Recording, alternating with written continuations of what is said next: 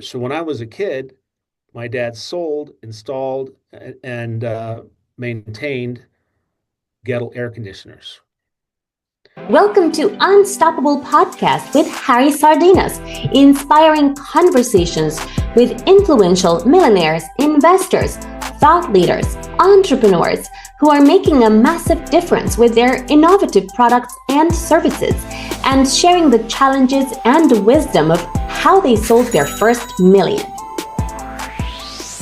We entrepreneurs became a lot of people in this broadcast have shared similar stories that in the end of the day most of us started in business kind of by accident, right? How I started my property business in London, and I have a problem. You see, the rent was too expensive, and I was working as in a pub, yeah, in London. And you see, when my salary comes, I'm seeing that most of my money is going in rent. So then I rent a house and then I rent the rooms individually.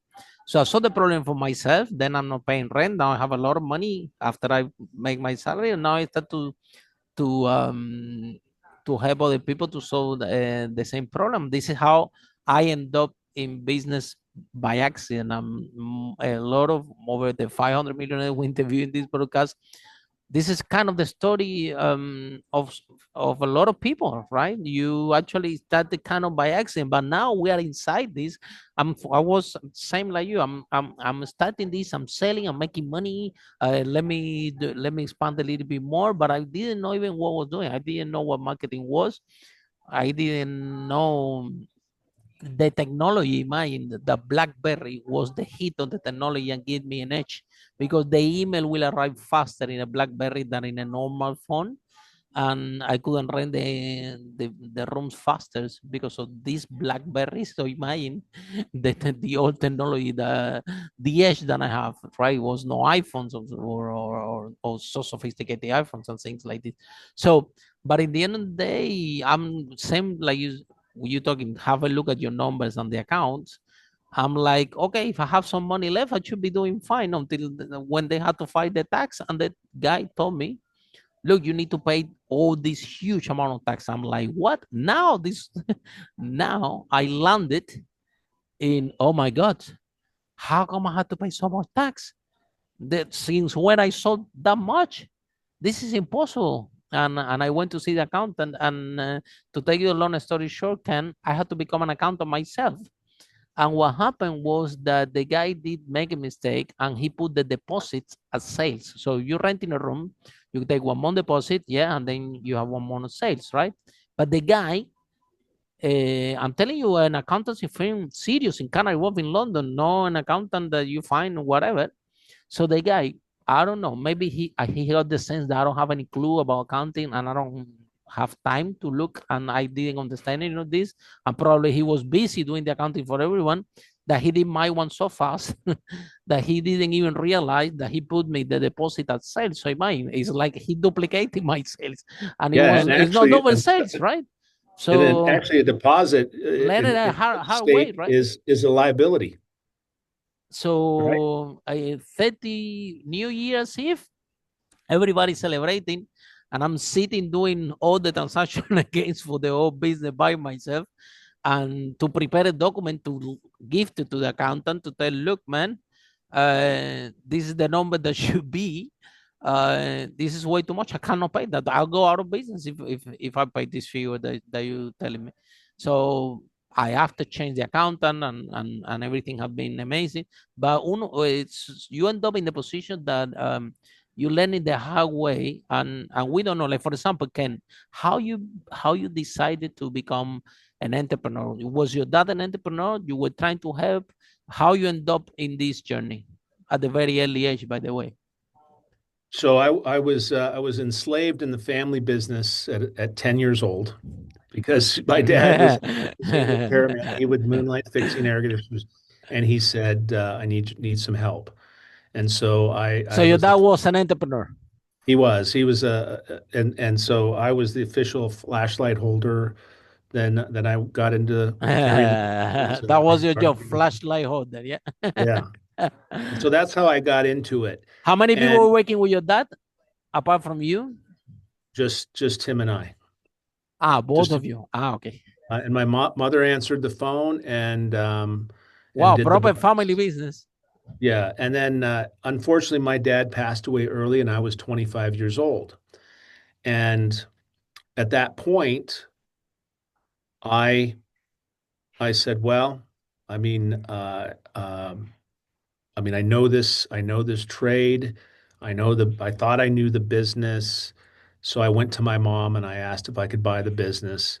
And then my mom pulled out a letter from my dad that said, if Ken wants the business, because he knew he was dying, he wrote a letter. If Ken wants the business, do not give him anything.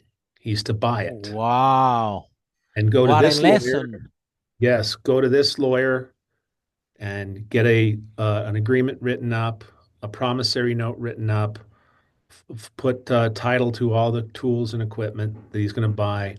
Here's the payments he should pay, and if he misses one payment, take it back. Wow. What a lesson. So yeah, and I felt hard Now, about it uh, when I read the letter, but I got to tell you, oh, I am now looking so back, grateful now. my goodness, that's the best gift that he can give you. But you know, the first business. So I struggled. I put the plan in place. I got this E-Myth book. I studied it. I read it 33 times. I I I've actually got to meet Michael Gerber 20 Wow. years later after I Wow. did a lot In of this stuff, person. and I talked to him about my journey, and we spent a little time together, and he said, "You know the E-Myth better than I do." I knew his work and how to apply it better than he did because I all I did was focus on that body of work and built a business as he said. And it goes pretty just everything I told you, but the business, you have to build the business as a prototype. You have to build your business like you can duplicate it anywhere else Hmm. without you, with a management team and running their system, their playbook every single day. Otherwise, you're creating like a job that maybe this is what your dad have, right? It was a great lifestyle business, if we can call it, but at the end is it's like a job. If you don't literally was trading his time for money, and he will have more clients, so that give you a little more extra money to pay your mom and also to pay you. But it was he didn't know any better, and at least he give you my parents are teachers, right? So at least your dad told you you buy it, yeah. And if you miss something, you take it away. Yeah. When my dad, my parents, they want me to go to university, so I went to university. I got the degree in chemical engineering. I give them to them. They were very happy that I'm an engineer. I never worked as an engineer in my whole life, and I've been 18 years in business. I still they wonder what I do and if what I do is safe, and and so I bet that your dad would be so proud of you. Um, but I want to My go last deeper. company, my last company I built and sold, to give you contrast, my first one was my dad and I, employees.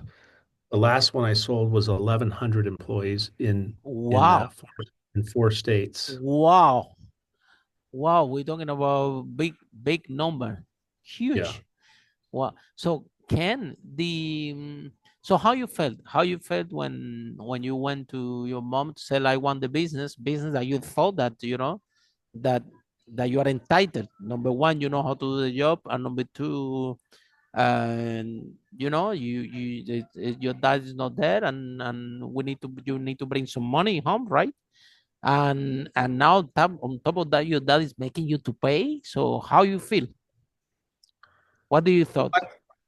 You know, I was upset. I was upset because, you know, he'd pretty much taken my childhood from me because I had to work every day after school, every single weekend, and all summer long. It was You know, preparing you for life, make you he who you was. become. He He knew, was. he knew. And I did obviously you don't see that when it's happening to you, but yeah, he built me for the job that I did and building all these companies. And today, 100%.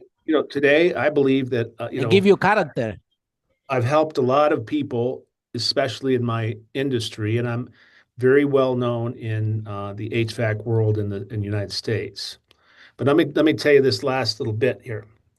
The last business that I bought, and it was called Gettle, Goettl, like metal, Gettle. And I bought Gettle, and the main reason I bought Gettle was because Gettle invented the residential air conditioners in the US, okay, back in the early 40s. And the first air conditioner I ever lit up with my flashlight holding from my dad was a Gettle. Wow. Very And you end up buying the company.